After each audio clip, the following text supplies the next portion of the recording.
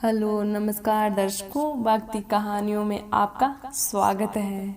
आज मैं आपको इस वीडियो में रोहिणी व्रत कथा के महत्व तथा व्रत कथा के बारे में बताने जा रही हूँ। तो चलिए शुरू करते हैं। जैन समुदाय में रोहिणी व्रत का बहुत महत्वपूर्ण स्थान है। 27 नक्षत्रों में शामिल रोहिणी नक्षत्र के दिन यह व्रत रखा जाता है। इसी वजह से इसे रोहिणी व्रत कहा जाता है। यह व्रत आत्मा के विकारों को दूर कर कर्म के बंधनों से छुटकारा दिलाने में सहायक है। मान्यता है कि रोहिणी व्रत करने से विवाहित महिलाओं को सुख, सौभाग्य और समृद्धि की प्राप्ति होती है। इस व्रत को स्त्री और पुरुष दोनों ही करते हैं। जैन धर्म के अनुयायी भगवान वासु पूज्य स्वामी की पूजा, उपासना और व्रत करते हैं और आराध्य देव से सुख, समृद्धि और खुशहाली की कामना करते हैं। रोहिणी व्रत कथा इस प्रकार है।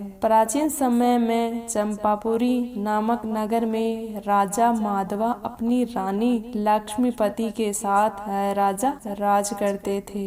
उनके साथ पुत्र एवं एक पुत्री रोहिणी थी। एक बार राजा माधवा ने विद्वान ज्ञानी से पूछा कि मेरी पुत्री रोहिणी का वर कौन होगा। तो उन्होंने कहा कि हस्तिनापुर के राजा अशोक के साथ तेरी पुत्री रोहिणी का विवाह होगा। यह सब बात सुनकर राजा ने स्वयंवर किया। उसमें कन्या रोहिणी ने राजकुमार अशोक के गले में वरमाला डाली और उन दोनों का विवाह संपन्न हुआ। एक समय हस्तिनापुर के वन में श्री चारण मुनिराज आए। उनके दर्शन के लिए राजा वहां पहुँचे और धर्मोपदेशों को ग्रहण किया।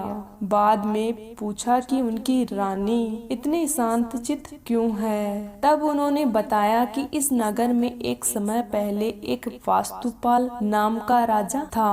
उन राजा का धनमित्र नाम का मित्र था। धनमित्र की दुर्गंधा नाम की कन्या ने जन्म लिया, लेकिन धनमित्र बहुत परेशान रहता था कि उसकी बेटी से विवाह कौन करेगा। लेकिन बाद में उसने धन का लालच देकर वास्तुपाल के बेटे श्री शेषन से दुर्गंधा का विवाह कर दिया।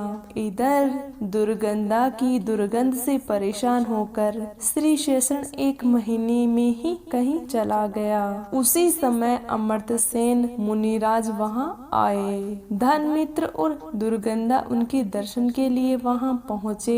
यहाँ धनमित्र ने दुर्गंधा के भविष्य के विषय में पूछा तो उन्होंने बताया कि गिरनार पर्वत के पास एक नगर में भूपाल नाम के राजा का राज्य था। राजा की सिंधुमती नाम की रानी थी। एक दिन राजा रानी वन जा रहे थे, तभी मुनिराज को देखा तो रानी को घर लौटकर आहार की व्यवस्था करने को कहा। रानी घर तो लौट आई, लेकिन गुस्से में मुनिराज के लिए कड़वी तुम्बी का आहार तैयार किया, जिससे मुनिराज को बहुत कष्ट हुआ और उनकी मृत्यु हो गई। राजा को इस बात का पता चला तो उन्होंने रानी को महल से निकाल दिया।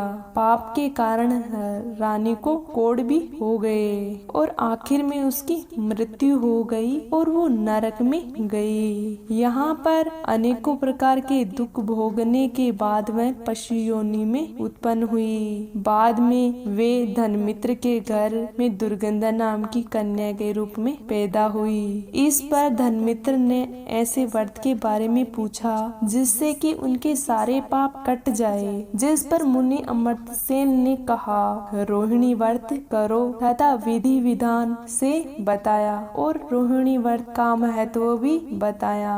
दुर्गंधा ने अमर्त्यसेन के कहने पर उसी प्रकार रोहिणी व्रत किया और सभी पापों से छुटकारा मिल गया। ऐसा ही किया और संन्यास व मृत्यु के बाद स्वर्ग को गई। वहाँ से तुम्हारी रानी बनी। उसके बाद राजा अशोक ने अपनी कहानी के बारे में पूछा तो मुनिराज ने बताया कि भील जाति जाति के जन्म में तुमने भी मुनिराज को कष्ट दिया था। इससे मृत्यु के बाद नरक होते हुए अनेक योनियों में भटकते हुए तुम एक व्यापारी के घर पैदा हुए। उसके बाद मुनिराज को बताने पर रोहिणी व्रत किया और अगले जन्म में तुम राजा बने।